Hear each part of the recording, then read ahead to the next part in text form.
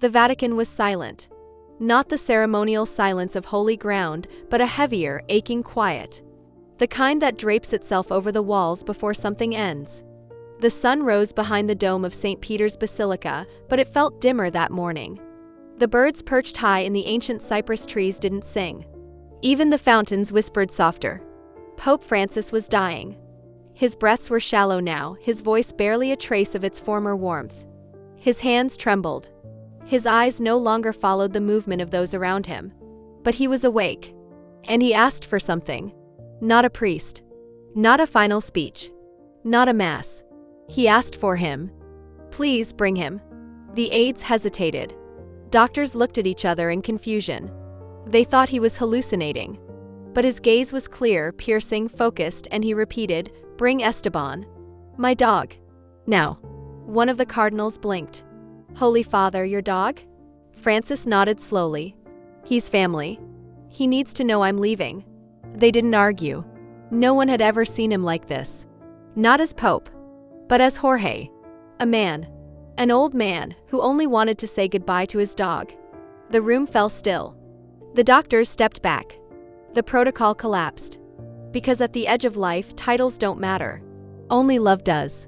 And in that moment, the most powerful man in the Catholic Church was just a man, waiting to say farewell to his most loyal friend. Esteban was not a famous dog.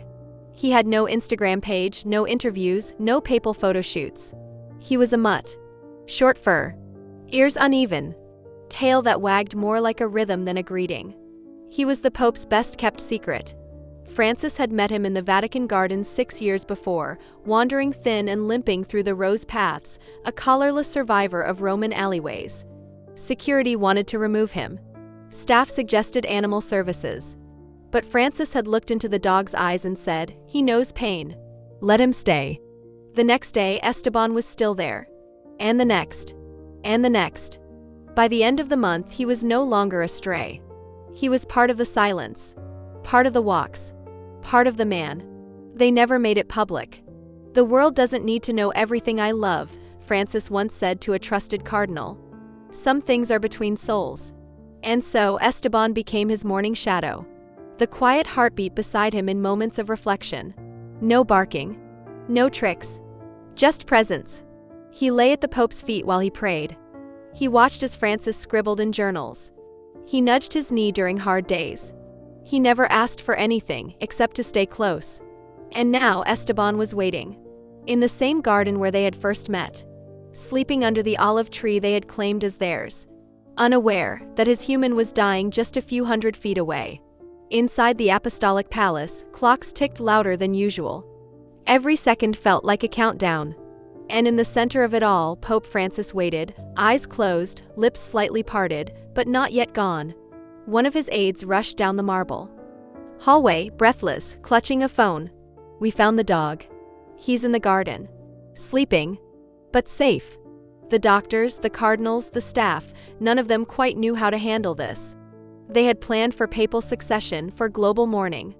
But no one had prepared for this final request, a dying pope waiting for his dog. Orders were quietly given. Barriers usually meant for diplomats were opened. The inner gates of the Vatican, so rarely touched by animals, were unlocked with trembling hands. Meanwhile, under the olive tree, Esteban stirred. Something shifted in the air. He lifted his head, sniffed the wind, and knew. He rose slowly, as if pulled by memory instead of command.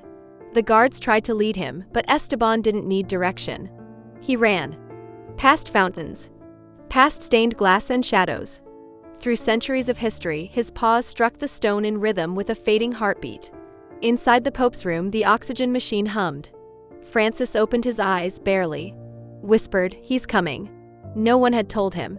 But he knew. The room was silent when the door opened. Everyone stood still, doctors, aides, priests.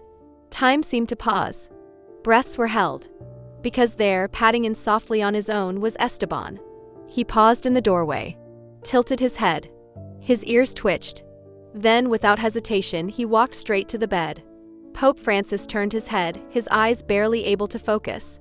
But when he saw Esteban, they glowed with something that no medication could bring, peace. The old dog rested his paws on the side of the bed. Whined once. Gently. Like a question. Like, "Are you okay?" Francis reached out, his hand trembling. But Esteban moved forward and placed his muzzle under the Pope's palm. And there they stayed. A man dying. A dog simply being. And an unspoken vow being honored. A nurse wiped her eyes. One of the cardinals turned away, too moved to watch. Francis whispered, his voice barely a breath, "You kept your promise. You stayed with me, till the end." He closed his eyes. And smiled.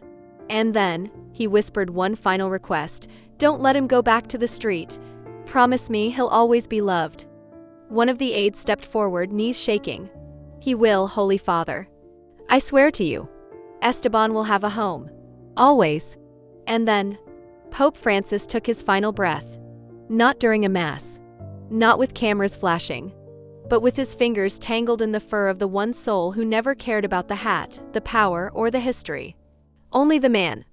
The bells of St. Peter's rang at dawn. Not in celebration, but in mourning. The world began to cry. News outlets exploded with the headline, "Pope Francis has died at 88. There were tributes from presidents, kings, imams, rabbis. Monuments lit in white and gold. Flags lowered. Masses scheduled. Pilgrimages planned." But in the Vatican, Esteban refused to move. For hours after Francis took his final breath, the dog lay curled beside the bed. Not making a sound. Not accepting food. Just being. One of. The cardinals tried to lift him. Esteban growled. Softly. Not in threat but in pain. "Let him be," said the Pope's doctor, "he's mourning." Just 2 days after Pope Francis' passing, the world watched today as he was laid to rest. The funeral, held in the heart of the Vatican, was solemn, sacred, and deeply human. Thousands filled the square. Millions watched in silence from their homes. Heads of state, religious leaders, pilgrims. But all eyes fell on something unexpected. There, at the edge of the platform, lay a brown dog. Quiet. Still. Watching. Esteban. The dog no one knew about. The companion from the gardens. The one Pope Francis asked to see with his last breath. He had not been part of the ceremony. He had not been brought forward by design. He had simply walked there, as he had done every morning beside the Pope. The cameras caught him as the casket was lifted. Esteban stood up. Took 3 slow steps. Then lay down again. Camera with flash, the image was shared across the world within minutes. A dog. A coffin. And a bond stronger than titles or time. The Vatican released a short statement hours later.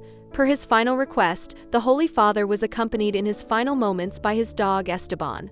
May we all love with such quiet loyalty. No speeches were needed. No explanation. Because in a world that had followed Pope Francis for a decade, this was the clearest message he ever gave. In the end, love is simple. And the only thing that matters is who stays with you when you have nothing left to give. The day after the funeral, St. Peter's Square was quieter than usual. The crowds had gone. The bells no longer rang. But Esteban was still there. He lay beneath the same tree where he and Francis had once walked together. His eyes were open, but he didn't move much. He didn't chase birds.